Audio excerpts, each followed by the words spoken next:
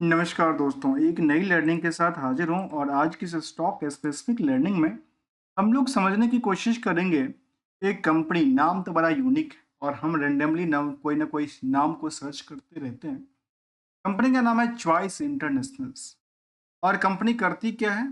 Company का कारोबार है stock market, mutual funds, insurance और लोन में कंपनी डील करती है। अर्थात इसको सिंपल शब्दों में समझाएं तो फाइनेंशियल सर्विसेज प्रोवाइड करने वाली कंपनी है।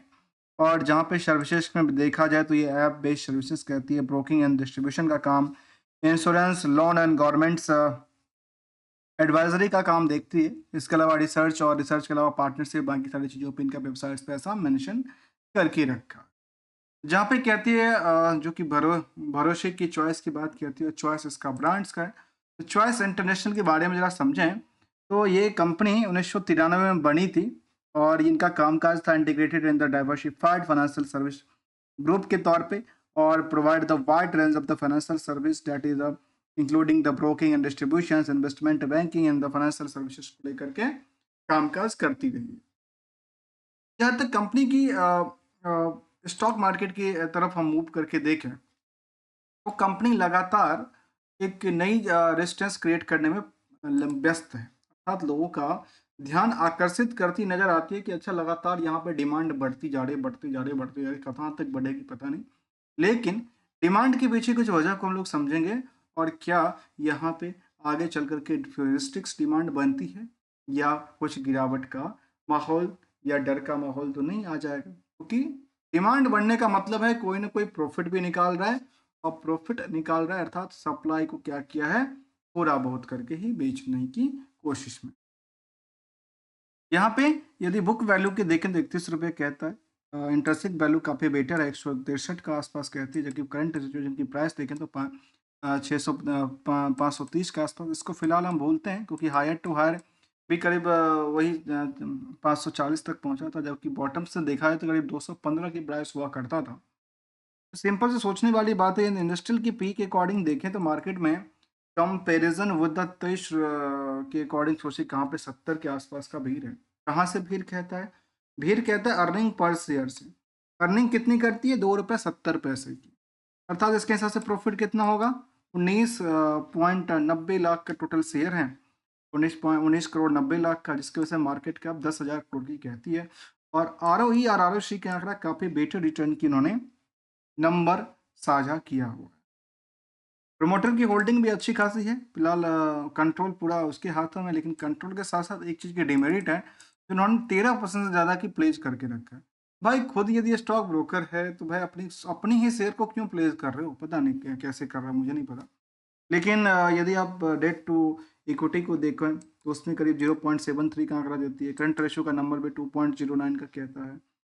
तो इन सभी पहलुओं की तरफ हम क्या जानेंगे, कुछ स्पेशल हमने रेशियोज भी लिया जहाँ पे नेट इनकम रेशियोज की बात करेंगे, सेल्स वर्सेस डेटर्स रेशियोज को देखेंगे और डेटर जो प्रॉफिट वर्सेस डेटर्स रेशियो उसका भी आंकड़ा हम देखेंगे, जहाँ पे 119% तक की इन्होंने दिशा दिखाई है। तो क्यों नहीं इसके लेकर के हम थोड़ा सा रिस्क एनालिसिस करते हैं, खास करके बिजनेस मॉडल से लेकर के और बिजनेस से आने वाली जो रिजल्ट बनती है, उस रिजल्ट के पॉइंट से जो मार्केट में रिटर्न बना के दे रही है, पोर्टफोलियो के बिल्डअप करके दे रही है, लॉस में दे रही है, उन सभी पहलुओं की तरफ हम क्या करेंगे, लर्निंग करने का प्रयास करेंगे। जहाँ पे देखा गया कंपनी को, तो ये ऐप बेस्ड कंपनी कामकाज करती है और कंपनी की वेबसाइट्स पे कहती है कि मार्केट इनसाइड के हिसाब से कहती है। यहाँ पे यदि मैं देखूँ तो महिंद्रा या पोलोज हॉस्पिटल्स, इसके अलावा इंडोरेशंस, इसके अलावा यहाँ पे और ढेर सारी कंपनी को उन्होंने डाल रखी है। ये मार्केट इनसाइडर में क्या है, ये कहती है कि get inside market updates and the companies analysis की बात कहते हैं डायरेक्टली फ्रॉम आवर एक्सपर्ट्स। इस कंपनी के ऊपर इन्होंने अपनी एक्सपेक्टेशन की बात कहती है। चलिए कोई बात नहीं है, उन्होंने Swift loan, insurance, intellect mark mart की उन्होंने बात रखी थी। इसके अलावा फैबुलस स्टोरीज उन्होंने मैटर को उन्होंने अपने पास वेबसाइट पे मेंशन किया हुआ है। यदि क्लाइंट लिस्ट की बात करें तो कंपनी कहती है कि हमारे पास 850,000 से ज़्यादा क्लाइंट्स हैं, करीब 3.4 करीब 3500 से ज़्यादा एम्प्लॉय की बात करती है, 104 ऑफिसेस हैं इनके पास और 32,000 से ज़्यादा इनके पास क्या है, पार्टनर्स की बात उन्होंने कहा। अब यहाँ पे पार्टनर क्या इंडिया में हैं, इंडिया से बाहर हैं, ऐसा डेटा उन्होंने साझा किया है। इसके अलावा कहते हैं कि इनके पास जो उदित गोयल, ये कौन है पता नहीं, ये कहते हैं share in the private datas without your consent को इस तरह के सेफगार्ड्स और इस चीज़ को लेकर के वेबसाइट्स पे ऐसे बड़ी-बड़ी जो है वो चीज़ें मेंशन कर रखी है। फिलहाल हम इसकी मार्केट की रिएक्शन की तरफ चलते हैं और समझने की कोशिश करते हैं आखिर इसमें चल क्या रहा है और इसको डिमांड्स किस तरह से बढ़ रही है और आगे चल के क्या डिमांड सस्टेन करने वाली है, नहीं करने वाली है। तो इनकी फंडामेंटल स्ट्रेटजी की तरफ चले हैं। हमारे सामने दिखता है कि कंपनी का जो कारोबार रहा, वो क्वार्टर ऑन क्वार्टर बेसिस पे लगातार ग्रो कर रही है। कहाँ से कर रही है? पिछले हर एक क्वार्टर से ग्रो कर रही है। फिलहाल ये 31% तक की ऑपरेटिंग प्रॉफिट मार्जिन पे कामकाज कर रही है। 247 करोड़ की टर्नओवर क्रिएट करती है, उसमें करीब 46 करोड़ की प्रॉफिट भी बुकिंग करती है। और आज तक में सबसे ज़्यादा यदि बात करें तो top of the quarterly result की बात कह सकते हैं, टॉप ईयरली रिवेन्यू मॉडल की बात कह सकते हैं। इसके अलावा देखा है तो अदर इनके पास अदर इनकम इतना ज़्यादा नहीं, लेकिन इंटरेस्ट के बारे में थोड़ा सा बर्डन बना हुआ है। ईयरली ग्रोथ की तरफ देखें तो करीब 900 करोड़ के आसपास टच करने के आसार पे चल रहे हैं, जबकि 900 करोड़ में कंपनी प्रॉफिट भी अच्छी खासी बुक करी, 156 करोड़ तक की प्रॉफिट भी उन्होंने बुक किया है। एक डिमेरिट की बात है, जो कंपनी जितना इनका इंटरेस्ट की बर्डन है उससे ज़्यादा कंपनी के पास अदर सोर्स ऑफ इनकम की बात रखी है, जो कि 11 करोड़ ही निकल के आती है। ओवरऑल हम चर्चा करें इसके रिस्क को लेकर तो रिस्क कहती है 3 महीने के लिए। और मुझे ये समझ नहीं आया कि आखिर इनका रिस्क कहाँ पे ब्रोकरिंग फीस को लेकर के है या लोन सर्विसेज को लेकर के या फाइनेंशियल सर्विसेज को लेकर के, लेकिन इन्होंने मेंशन ऐसा किया हुआ है। लोन की तरफ देख तो कंपनी की मैनेजमेंट ने खुद भी लोन लिया है। मैनेजमेंट की बात करूँ तो, प्रमोटर्स की बात करूँ तो, और कंपनी के पास भी लोन जो है वो लगातार बढ़ रही है। ये एक चिंता के विषय है। ये क्या है? एक चिंता के विषय है। जबकि कंपनी ने मार्च 24 की बात करूँ तो बैलेंस शीट में सितंबर की बैलेंस शीट साझा नहीं करती है क्या कंपनी? कंपनी का डेटा कब तक का साझा करती है? सितंबर तक की बैलेंस शीट साझा नहीं करती है। ऐसी कौन सी बात है भाई? अक्टूबर में उन्होंने दिया था अपने रिजल्ट के पॉइंट, तो क्या उन्होंने अपनी डेटा साझा नहीं किया था? कहते हैं इनेबलिंग्स इंडियाज एस्पायरेशंस को बात कहती है, और चॉइस इंटरनेशनल अपनी डेटा जो सब शेयर करती है Q2 को लेकर के, तो वो कहती है कि हमारा बिजनेस फुटप्रिंट एक्सपीरियंस एक्सपर्टाइज की बात कहती है, 168 ब्रांच हैं। ऑफिसेस की बात कहती है, प्रोजेक्ट ऑफिस की बात 151 कहती है। जो कि क्लाइंट्स इनके पास 1.1 मिलियन की बात कहती है। इन हाउस टेक एक्सपर्ट भी इनके पास हैं। डाइवर्सिफाइड फाइनेंशियल ऑफरिंग के अंदर स्टॉक ब्रोकिंग से लेकर के एसएमई लेंडिंग्स और गवर्नमेंट और एडवाइजरी तक भी शामिल है। गवर्नमेंट एडवाइजरी में क्या करती है मुझे नहीं पता, लेकिन ये एबिटा 84% की बात करती है, प्रॉफिट आफ्टर टैक्स 99% की बात उन्होंने रखी थी। कोर का जो कि कंपनीज वाले हैं, जिसमें पेन इंडियाज प्रेजेंस करती है, सुसनर्स and the details research desk उनके पास है। प्रायोरिटीज सेक्टर को लेकर देखते हैं, उन्होंने रिवेन्यू हाइलाइट्स की बात किया था कि हमारे पास सबसे ज़्यादा रिवेन्यू जो आती है वो ब्रोकरिंग एंड डिस्ट्रीब्यूशन से आती है। जब मुझे एक बात समझ नहीं आया, जब ये इनका खुद का कारोबार ब्रोकरिंग और डिस्ट्रीब्यूशन से है, तो खुद का भी प्रमोटर अपने शेयर को लगा दिए क्या, प्लेज कर दिए क्या इस स्टॉक खरीदने के लिए? पता नहीं, हो सकता है। एनबीएफसी में 10% काम करते हैं और एडवाइजरी में करीब 26% का कारोबार रहा है। उन्होंने अपनी सेगमेंट वाइज हिसाब से उन्होंने डेटा तो साझा किया हुआ है, जो उसको इनके ऐप के थ्रू ये लोग स्टॉक ब्रोकिंग का काम ऐप के चॉइस ऐप है जिनके थ्रू ये काम काज करते हैं।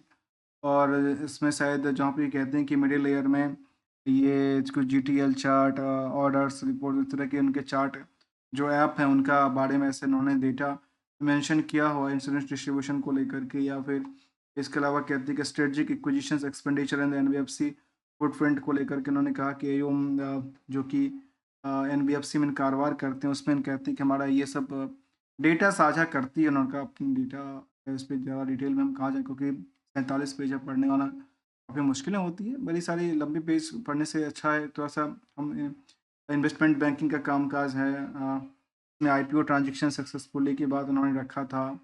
ये सब चीज़ों को देखा जा सकता है डिटेल में जाकर के, लेकिन बैलेंस शीट उन्होंने साझा नहीं किया। ये थोड़ी सी चिंता की बात लग रही थी, जहाँ पे हम इसको रेशियोज़ को नहीं देख पाए थे।